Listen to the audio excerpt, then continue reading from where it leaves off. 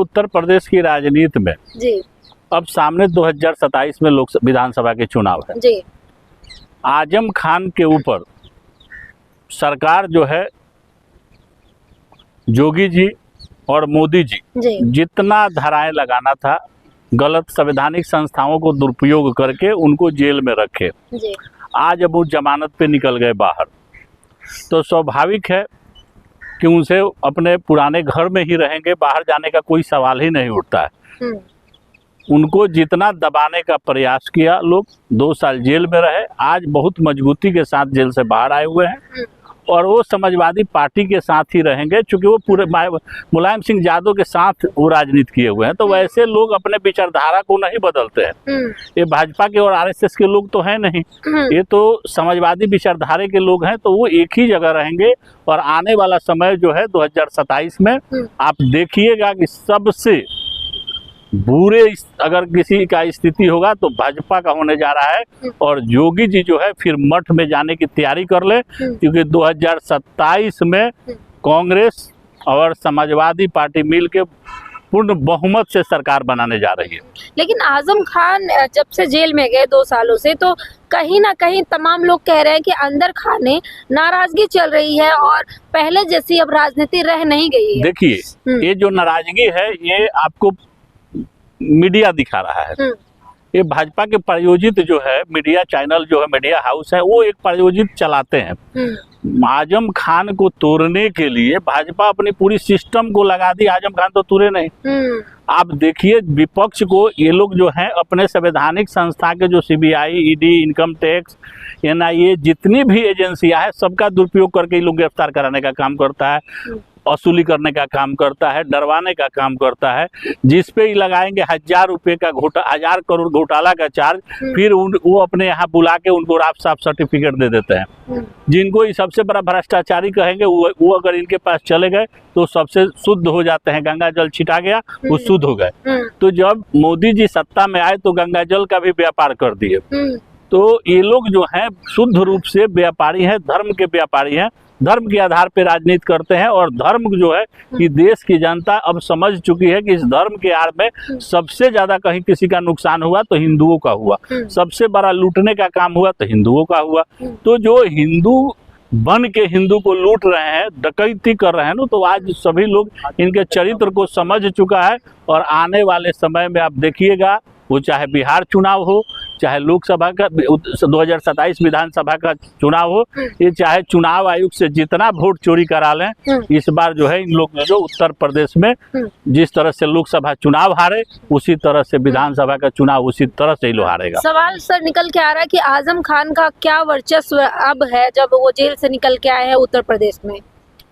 आजम खान एक लीडर है, उनका वर्चस्व जो पहले था वो भी आज भी है। उनके वोटर हैं, वो मायावती तो है नहीं कि सत्ता के डर से, संपत्ति बचाने के डर से वो पीछे हट गई। आज मायावती जैसे पखर लीडर्स जो एक दलितों की मसीहा के रूप में उत्तर प्रदेश में थे, लालू यादव ने जेल जाना स्वीकार किया लेकिन सत्ता के सामने झुकना पसंद नहीं किया। लेकिन मायावती जी को देखिए, वो जो है सत्ता के सामने नतमस्तक हो गई और उनको जो लड़ना चाहिए, तो आज मायावती जी का कोई चीज़ है उनको तो, चूँकि वह इतने भयभीत हैं कि कब उनके यहाँ छापामारी का डर, दुरुपयोग, वसूली का डर, कई तरह का समस्या है। तो मायावती जो है उत्तर प्रदेश की राजनीति से अब बिल्कुल जो है विलुप्त हो चुकी है।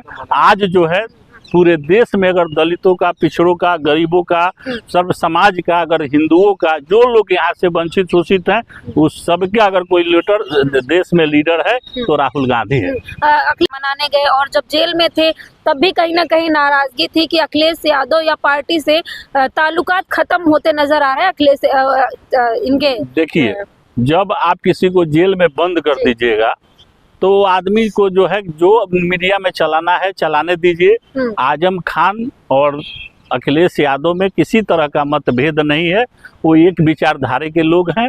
और चाहे शिवपाल यादव हो, सब एक विचारधारा के लोग हैं। कहीं भी आजम खान नहीं जा रहे हैं, वो समाजवादी पार्टी में ही रहेंगे। और अब जो जाने वाला स्थिति है वो जो है योगी जी का है और मोदी जी का है। मोदी जी 2029 पार करने नहीं जा रहे हैं और योगी जी 2027 में मठ में जा रहे हैं। और जितना जो है उनके ऊपर केसेस है, पहले का जो उन्होंने केस वापस ले लिया, उस सारे केसों का उनको सामना करना पड़ेगा योगी जी को। लेकिन सर सवाल ये भी है कि चाचा शिवपाल क्यों नहीं जा रहे हैं? बड़े नेता है, 2 साल बाद 23 महीने बाद जेल से छूटे हैं, तो जाना चाहिए, मिलना चाहिए। तो क्या ये नाराजगी है? कहीं नाराजगी नहीं होता है। पॉलिटिकल इशू एक परिवार का विषय है। अगर किसी के बीच में समाधान मनभेद होगा तो बैठ करके अपना वो लोग समाप्त कर लेगा। समाजवादी पार्टी छोड़ के कहीं आजम खान नहीं जा रहा है। लेकिन आजम खान तो खुद कह रहे हैं कि मैं किसी से नहीं मिलना चाहता, सिर्फ और सिर्फ अगर मिलना है तो अखिलेश यादव मिले। आज देखिए, आजम खान को इतना, जितनी एजेंसियां है, जो व्यक्ति 2 साल जेल में रह के निकले, उसके सारे संपत्ति को सरकार जो है कब्जा कर ले और उनके बैंक अकाउंट को कब्जा कर ले, उनको परेशान करे, तो स्वाभाविक है कि अभी का जो दौर चल रहा है उसमें जो भी निर्णय लेंगे आजम खान, वो अपने शक्ति के साथ लेंगे। और समाजवादी पार्टी जो है उनके साथ खड़ा है, विपक्ष खड़ा है। अब बहुत ही लोग जो है संवैधानिक संस्थाओं का दुरुपयोग कर लिया। आने वाले समय में देखिएगा कि ये सारी संवैधानिक संस्थाएं जो है इन्हीं लोगों का इलाज करेगी और इन्हीं का हिसाब होगा 11 साल का और योगी जी का। सर, लेकिन सवाल ये उठ रहा था, जो लगातार मीडिया चला रही थी, खबरें चल रही थी कि आजम खान कहीं ना कहीं अब बीएसपी की तरफ रुख करेंगे, ये इसमें कितनी सच्चाई है? देखिए, बीएसपी का जनाधार उत्तर प्रदेश में रह नहीं गया है।